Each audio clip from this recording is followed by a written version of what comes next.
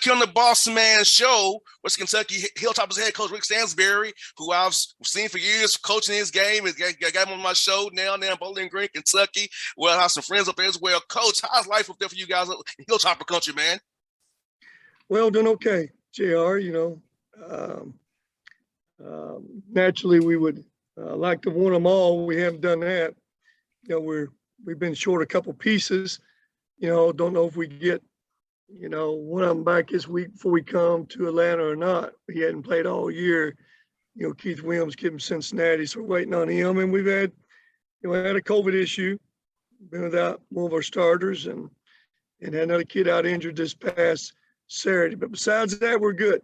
I like our team. We just got to get everybody out there at once. I hear that, Coach. You won 4 in a row. So that's good for you guys as well, beating a tough EKU team.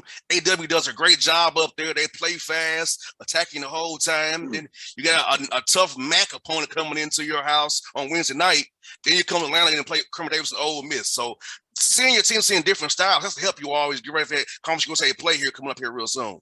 Well, again, we started off so far, JR, playing a lot of different styles. We opened up basically with Minnesota, kind of a really controlled team. Then you got a real physical team in South Carolina, how they're going to play you.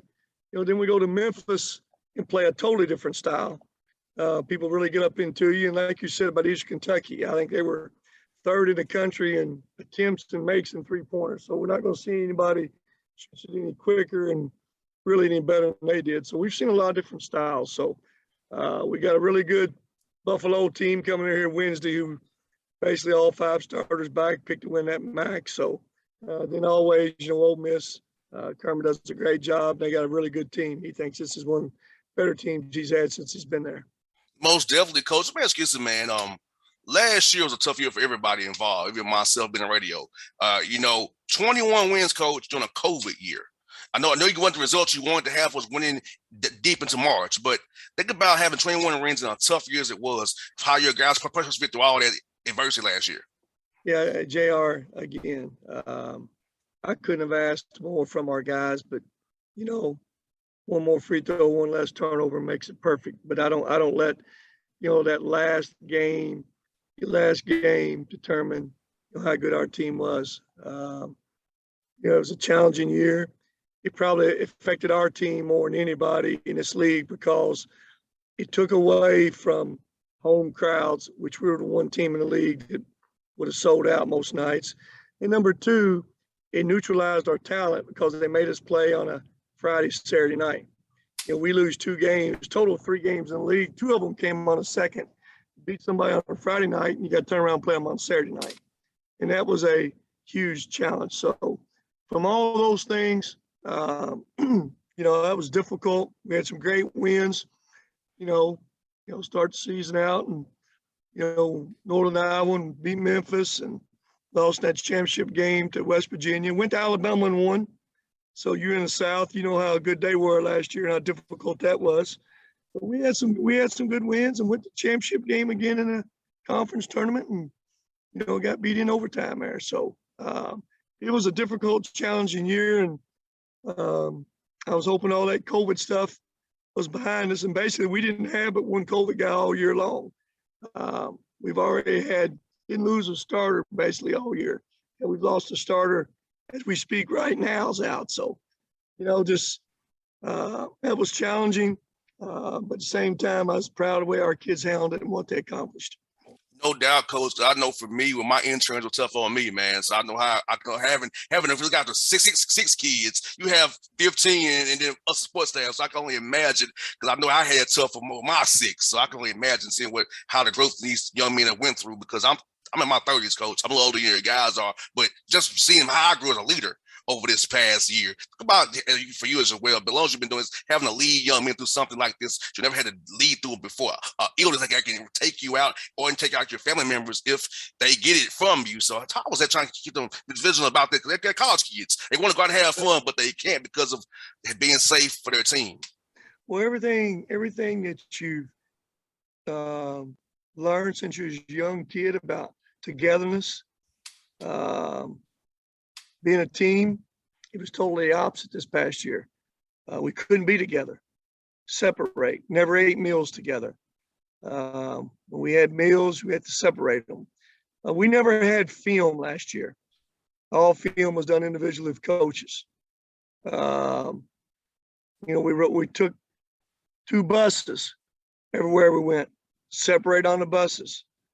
The month of February, we had 19 practices in those 28 days. 14 of them was 4-on-0. Wow. 4-on-0. So everything about what you teach and coach, it was totally different. And again, like you said, young men are young men. That's why I give our guys a lot of credit.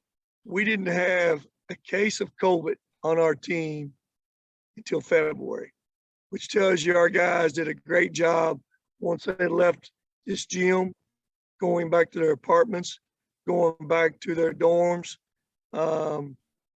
making the right decisions, or they couldn't have survived that. So it was very, very challenging for everybody, fans and all, and showing up and having to play in, 1,000 people in your arena when you're used for being packed. That was different too. And then, like I said earlier, you compound that with playing the same team back to back after you beat them the previous night. That was one of the most challenging things. No doubt. As you know, I do Atlanta Hawks every day, Coach. Having to play in Charlotte last night, fly to Minneapolis today, a 2.5-hour flight. So just think about the legs of the Hawks tonight, and your guys are not professionals. So I see in the NBA we call this a schedule loss tonight. If we lose, that's a schedule loss because we're having to fly 2.5 hours to Minnesota after a tough game last night, and you're not really expected to win. So for you guys, college kids are not used to that pounding all the time. I can't imagine how tough it was for your guys. And to only lose twice on back-to-backs is amazing, in my opinion, Coach. No, it was. And, again, we had the bull's eye on our back. We were getting everybody's best shot. And like I say, our guys deserve a lot of credit what they did and what they accomplished in a very challenging year. So you guys, when y'all have to travel like that, y'all look at that as a scheduling loss, huh? That makes sense. Yes. That makes sense right there. Yes. Hey, if you got to fly from Atlanta to 2.5 hours, look at it as a loss. If we win, it's a bonus. But it's a schedule loss already. And you get off in that cold weather, too. That's not a little plus neither. When we left Atlanta, it was 65 degrees, Coach. To get to Minnesota, it's 12. Yeah. At 2:24 in the morning, this morning. Yeah, I'll be watching that score tonight. When I see it, I'm gonna put that down as a schedule loss. Yes, indeed, Coach. You got that right. And Coach, let me ask you this, man. A lot of guys have told me, a lot of players have told me how they value having a spring and summer now. A lot of players told me they missed being around each other, having a true spring and summer. How did your guys enjoy this summer, actually being around each other again, playing ball in the gym and getting better with you guys so they can be better for this year coming up, man? Well, I know this. Everybody was ready to get back. That's for sure. Everybody's ready to do it. After going through last summer, we didn't even have – once the season was over the year before last, we got off the bus in March, middle of March after tournament year before last, and we literally didn't see each other again until July. Everybody went home, separated. We started bringing them back in July. Brought them back in 2 different groups in July.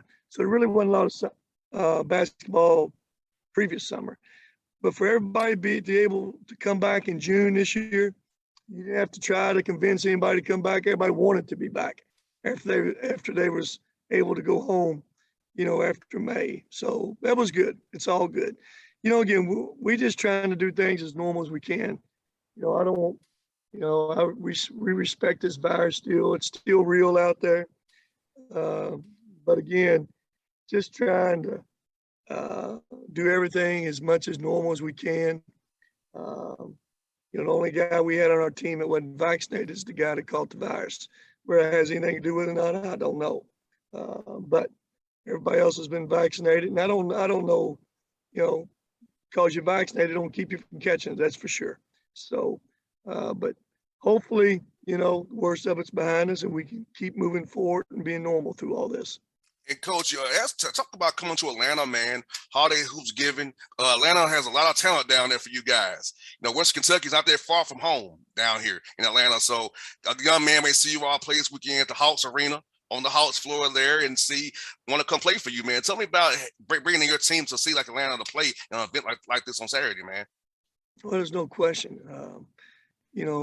Georgia and Atlanta is one of the most fertile recruiting states and cities there is in America. So, like you said, it is pretty close. We're 4 hours away.